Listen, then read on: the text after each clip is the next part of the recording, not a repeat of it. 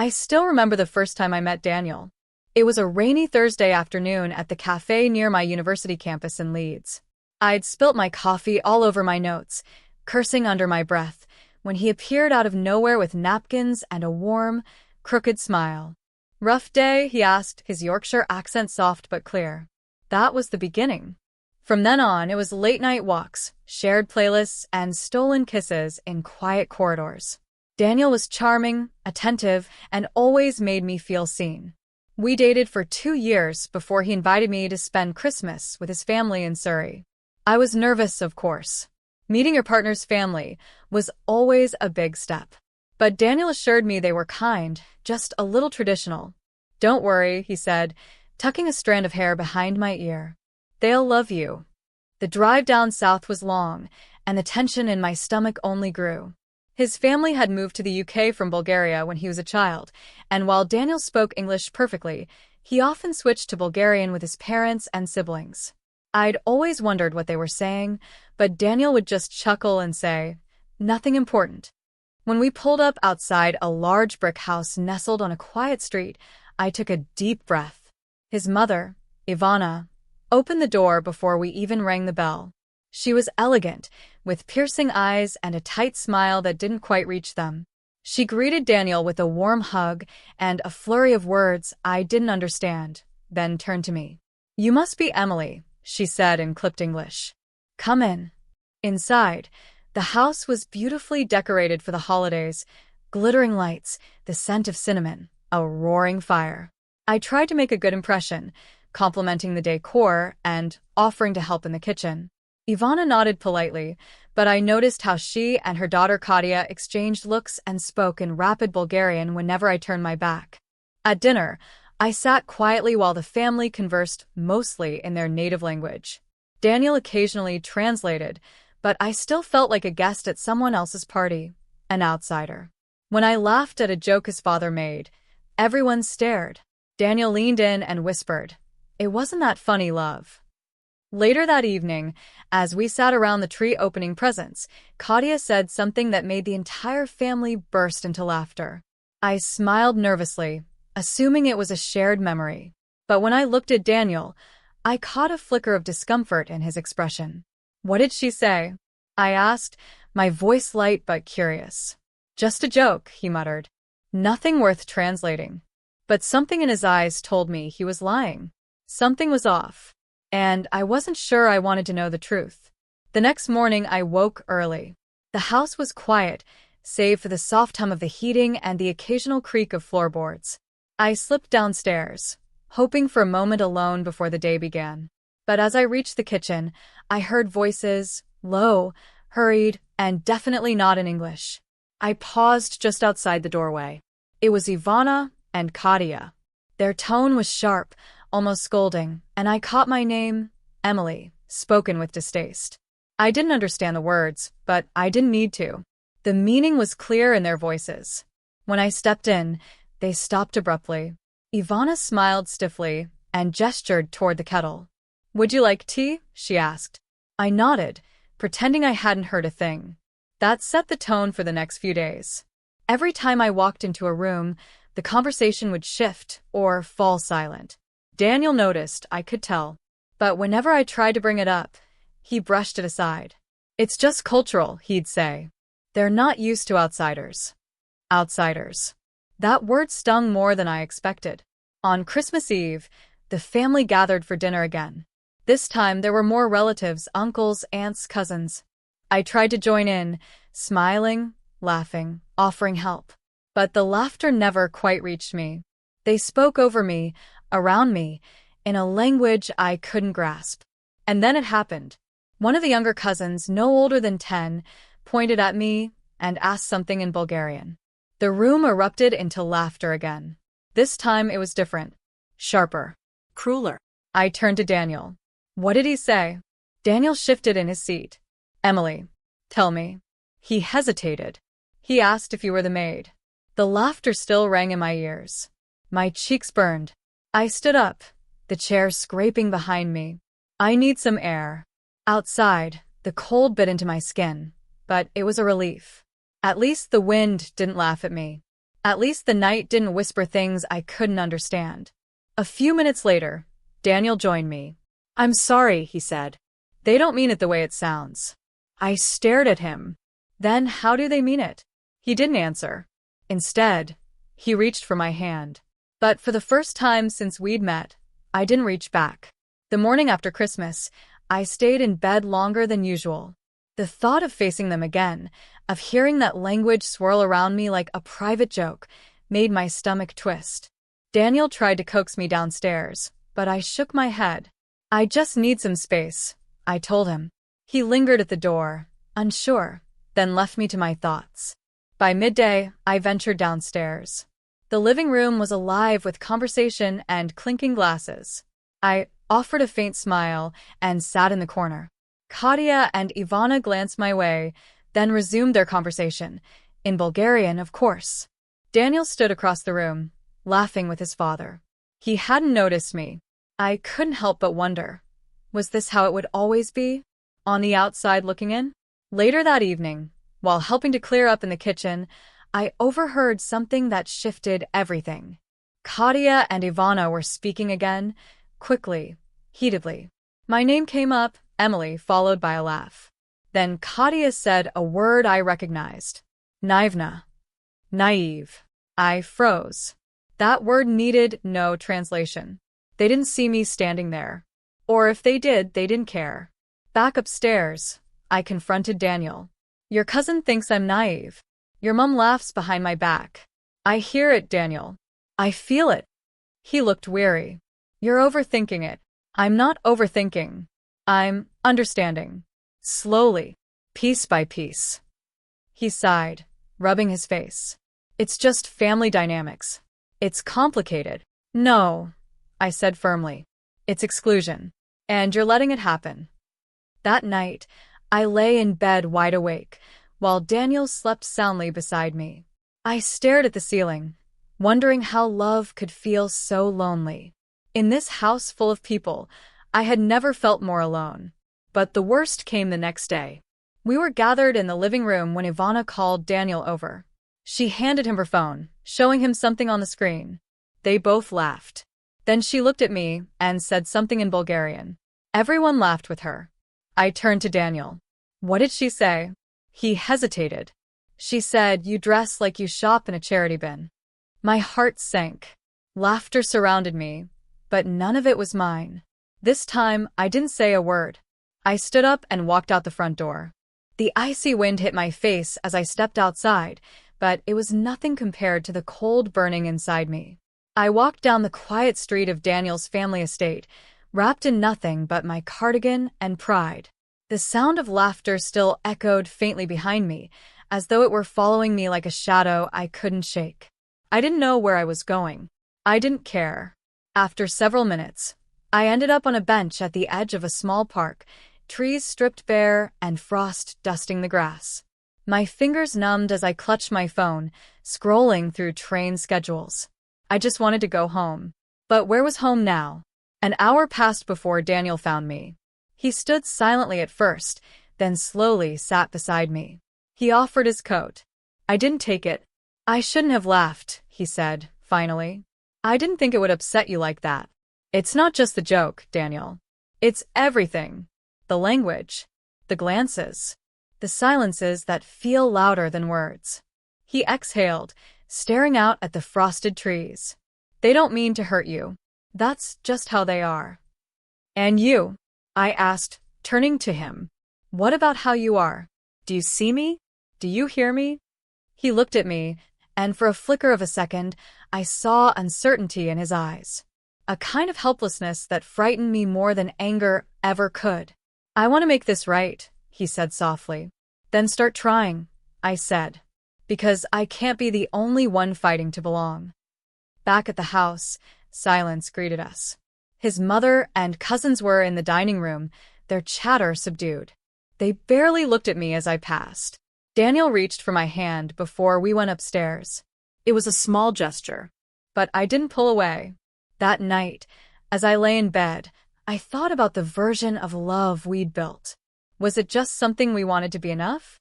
because right now it felt like it was built on compromise, and I was the only one compromising.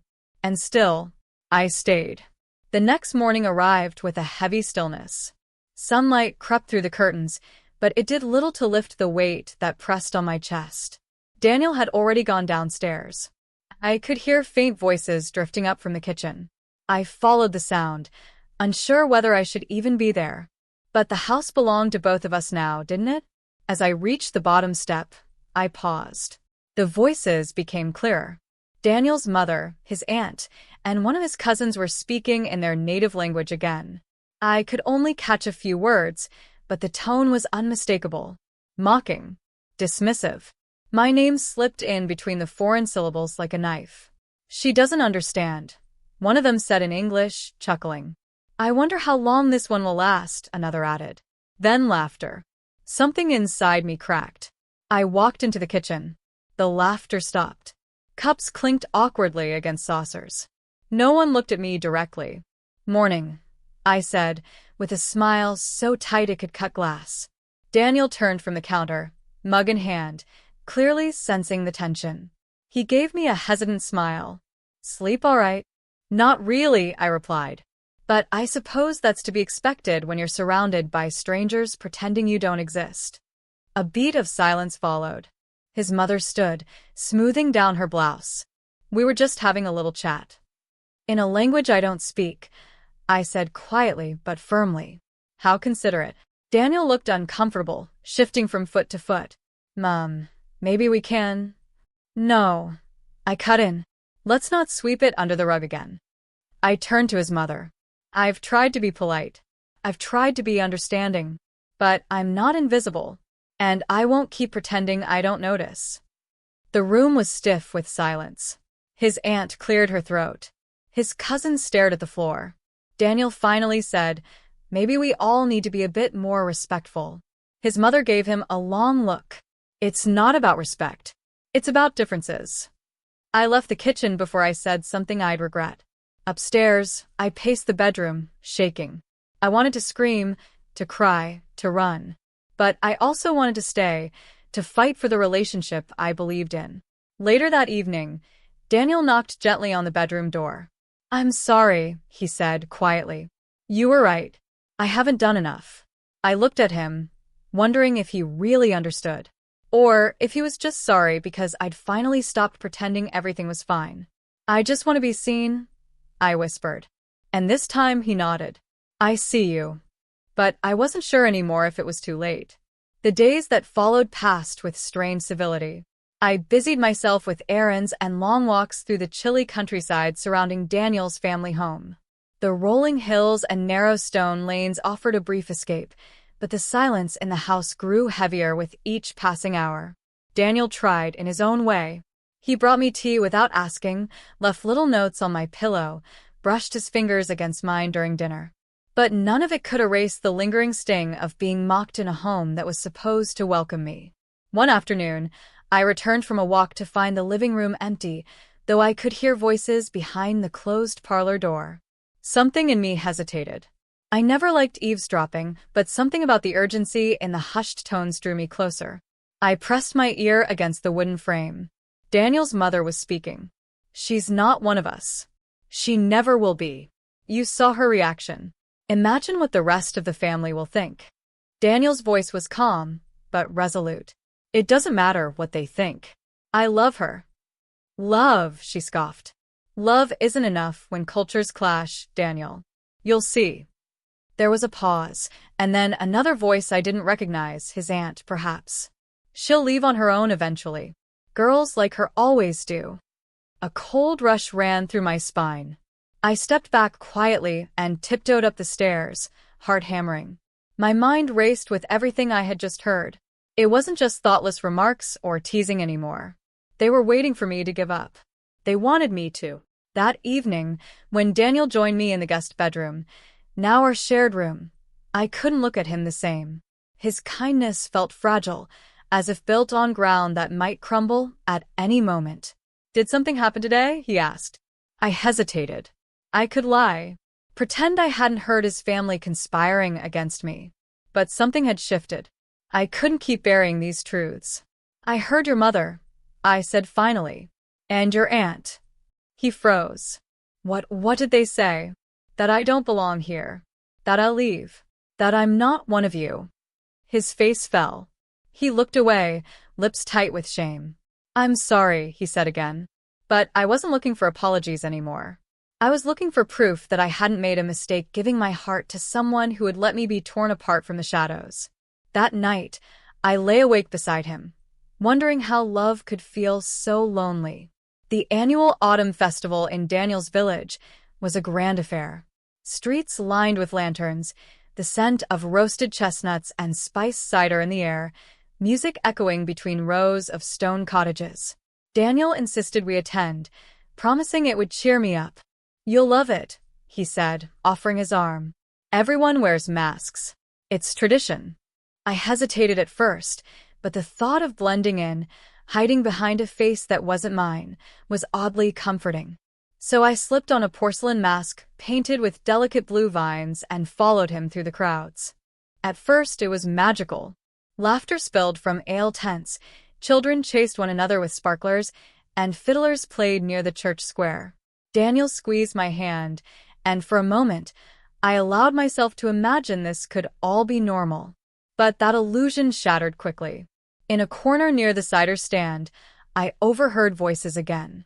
Familiar voices. Daniel's cousins, perhaps, their tones unmistakably mocking, made sharper through drink and cruelty. I wonder if she even understands what anyone's saying tonight. Probably not. But she smiles like she does. That's what they do, isn't it? My fists clenched, but I kept my mask on. I said nothing. I just turned away, my breath tight in my chest. Later, under the fairy-lit canopy near the old fountain, Daniel introduced me to an older couple. This is Mr. and Mrs. Ashcroft, he said warmly. Family friends. Mrs. Ashcroft smiled behind her mask. So, this is the mystery girl. Tell me, dear, where are you from again? Her voice held the kind of sweetness that could rot teeth. London, I replied coolly. Oh, but not originally, surely? Her tone was light, but the intent clear. I opened my mouth, but Daniel stepped in.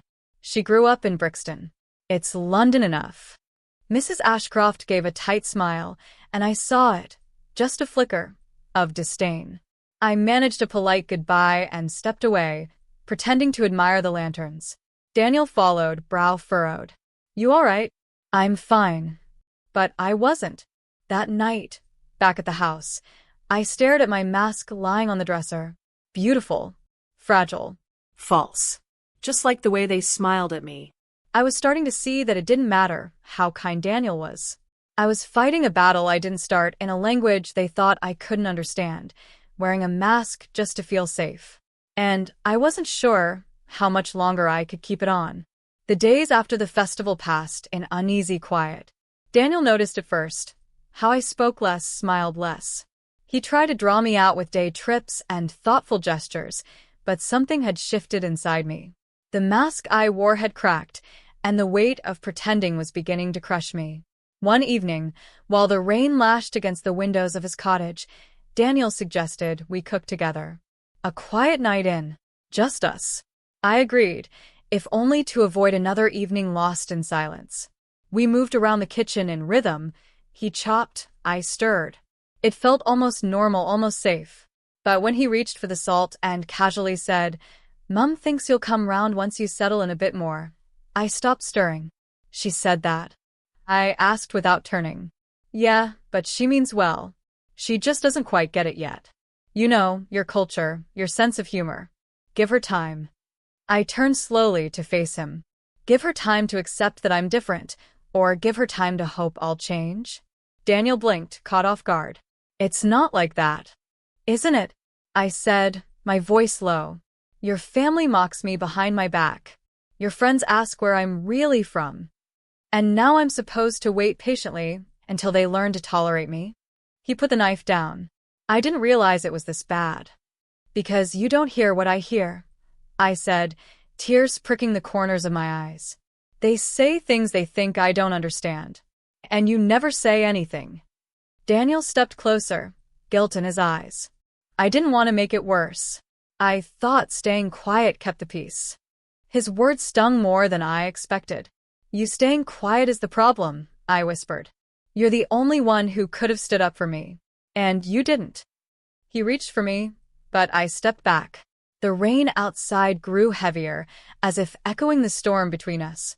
The room felt too small, too full of words we hadn't said, truths we'd both ignored.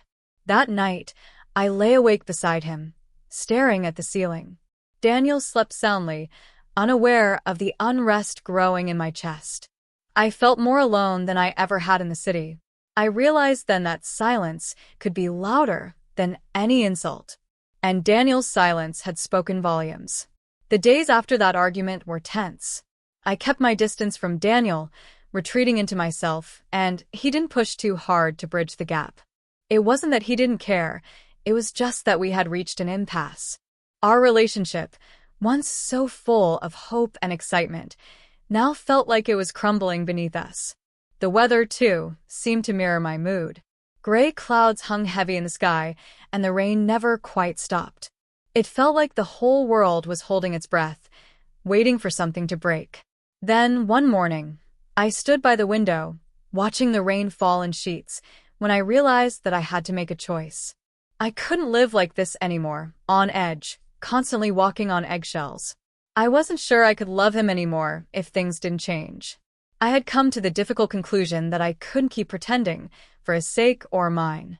Later that afternoon, Daniel and I sat in the living room. He had been quiet all morning, sensing the change in the air but unsure of how to address it. His hands were clasped tightly in front of him, his gaze avoiding mine. I need to talk, I said, my voice tight. He looked at me, his expression unreadable. About us, I replied, taking a deep breath. About everything. He nodded slowly, clearly bracing himself for what was coming. I can't keep going like this, Daniel, I said, feeling my heart tighten with each word.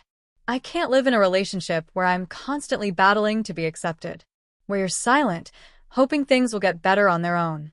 I need someone who stands by me, who doesn't let me face everything alone. His face fell. He reached out, his voice a low plea. Please don't say that. I love you. I just didn't know how to deal with everything. It's all happening so fast. You don't get it, I said, my voice trembling. It's not about how fast things are moving. It's about whether we're on the same side. And I don't think we are anymore. There was a long silence between us. The weight of my words hung in the air, unspoken but undeniable. Daniel ran a hand through his hair, visibly struggling. I thought we could work through it, he said quietly. Maybe once I thought so too. But I'm not the same person I was when I first came here. I'm not just some girl from the other side of the world, Daniel. I have a voice.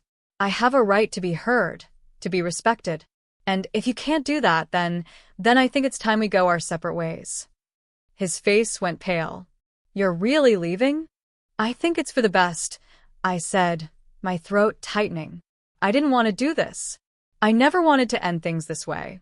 But I knew it was the only way to stop the pain. The room was filled with a quiet sadness, and for a moment, neither of us spoke. The life we had built together seemed to unravel in front of us, piece by piece. Finally, Daniel stood up and walked toward me, his eyes full of regret. I'll always love you, you know that, right? I nodded, blinking back tears. I know. But love isn't enough, Daniel. Not when it feels like it's just me doing all the work. He swallowed hard, his own tears welling up. I wish I could change, I really do. I know you do, I whispered. But sometimes, change comes too late. And just like that, the chapter of our lives that had once seemed so full of promise came to a quiet, painful end. The days after our conversation were filled with an unbearable stillness. The flat, once so full of warmth and life, now felt empty, almost foreign. I moved through each day like I was watching myself from the outside, numb to everything around me. Daniel left for his parents' house, and the silence that followed was deafening. No more heated discussions, No more quiet moments shared over a cup of tea, just an emptiness that seemed to stretch on endlessly. I had made the decision to leave. My heart was heavy, torn between the memories of what we had and the reality of what was no longer working. It was difficult, so much harder than I had ever imagined, but as the days passed, I began to understand that it was the right choice for both of us. The flat that had once felt like home now felt like a prison. I spent most of my time sorting through my things, deciding what to keep and what to leave behind. I found an old photo of us in a frame on the mantelpiece, smiling and happy, captured in a moment that felt so distant now. I couldn't bear to look at it any longer, so I took it down and tucked it away. It wasn't just the end of a relationship. It felt like the end of a dream. The future I had once imagined seemed impossible now, and all that was left was the uncertain road ahead. One afternoon, I went out for a walk to clear my mind. The air was crisp, the streets quieter than usual, as if the world was giving me space to breathe. As I walked past familiar buildings and down streets I had come to know, I realized something I hadn't allowed myself to think about before. I was free. I didn't need anyone's approval, and I didn't need anyone to fix me. I was enough just as I was. I sat down on a bench in the park, the sound of birds chirping in the distance, and closed my eyes for a moment. The decision to leave Daniel had been the hardest thing I had ever done, but it was also the most liberating. I could feel the weight of the past lifting off my shoulders, and for the first time in months, I allowed myself to hope again. It wasn't about finding someone new. It wasn't even about getting over Daniel, though that would take time. It was about reclaiming my own life. I had spent so much of the last year living for someone else, trying to fit into a mold that wasn't meant for me. Now I was ready to build something for myself, something that was all mine. The road ahead would be challenging, but I knew I was strong enough to face whatever came next. I had learned so much about myself through all the pain, all the heartache, and all the confusion. It had shaped me into someone who knew her worth, who could stand on her own 2 feet and face the world with confidence. As I walked back to the flat, I felt a sense of peace settle over me. The future was uncertain, but I was no longer afraid of it. I had faced the hardest part of the journey, and now I was ready to move forward. With each step I took, I felt the weight of the past grow lighter. The end of one chapter was simply the beginning of another, and I was finally ready to turn the page.